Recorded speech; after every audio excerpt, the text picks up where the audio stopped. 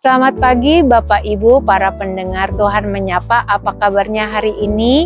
Minggu ini adalah minggu terakhir buat kita untuk membahas perkataan bahagia Yesus di bukit. Dan hari ini kita mau belajar dari Matius 5 ayat 11 dan 12. Firman Tuhan katakan seperti ini. Berbahagialah kamu jika karena aku kamu dicela dan dianiaya, dan kepadamu difitnahkan segala yang jahat. Bersukacitalah dan bergembiralah karena upahmu besar di sorga.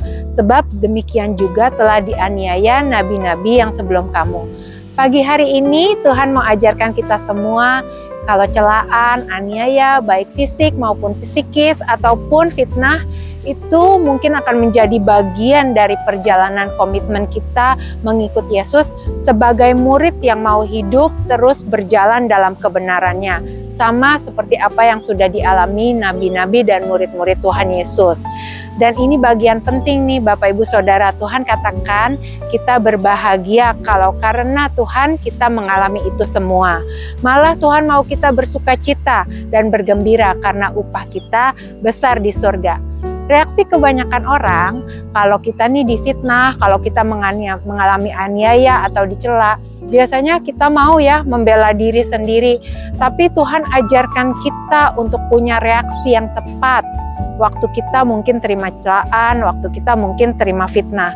Kadang orang bisa mengatakan hal-hal yang jahat tentang kita karena kita mengikut Tuhan. Karena standar dari Tuhan itu berbeda dengan standar dunia ini. Tuhan mau kita tetap melakukan apa yang Tuhan ajarkan. Tuhan mau kita ikuti teladan Yesus. Tuhan mau kita belajar tidak membalas apa yang jahat. Tuhan mau kita belajar untuk tidak membalas kalau ada cela, kalau ada aniaya. Matius 5 ayat 39 firman Tuhan katakan seperti ini. Tetapi aku berkata kepadamu, janganlah kamu melawan orang yang berbuat jahat kepadamu, melainkan siapapun yang menampar pipi kananmu, berilah juga kepadanya pipi kirimu. Waduh, ini tidak mudah ya untuk dilakukan, tapi firman Tuhan mau ajarin kita untuk kita belajar untuk terus melakukan. Belajar untuk melakukan sesuatu yang berbeda dari standar dunia ini. Kita perlu terus rendahkan hati, kita perlu terus belajar ingat cinta Tuhan buat kita. Kita harus fokus pada hal yang lebih besar di depan kita.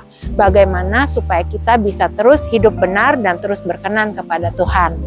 Bukan cuman gak membalas loh, firman Tuhan hari ini ajarin lebih jauh, disuruh bergembira dan bersukacita. Gak gampang ya, misalnya nih kita lagi difitnah sesuatu yang jahat tentang kita. Terus diajarin enggak membalas dan Tuhan ajarin kita untuk bergembira. Yes, benar. Tuhan mau kita choose joy. Joy yang datangnya dari Tuhan. Bukan karena keadaan kita yang lagi dianiaya orang atau difitnahkan yang jahat. Tetapi karena kita mengingat sukacita yang datang dari Tuhan karena janji Tuhan dan penyertaan Tuhan yang selalu ada buat kita. Hari ini kalau Bapak Ibu Saudara termasuk saya sendiri dalam situasi yang gak enak karena nama Yesus, kalau kita lagi difitnah karena kebenaran, kita mau sama-sama belajar melihat ini sebagai suatu kesempatan buat kita untuk belajar merespons dengan benar. Dan kita juga mau belajar untuk choose, kita mau hidup terus dalam sukacita, choose joy. Kita mau belajar, bukan hal yang gampang untuk dilakukan, tapi saya percaya Bapak Ibu Saudara dan saya mampu melakukannya karena Tuhan akan terus memampukan kita dan menguatkan kita. Selamat beraktivitas hari ini, Tuhan Yesus memberkati.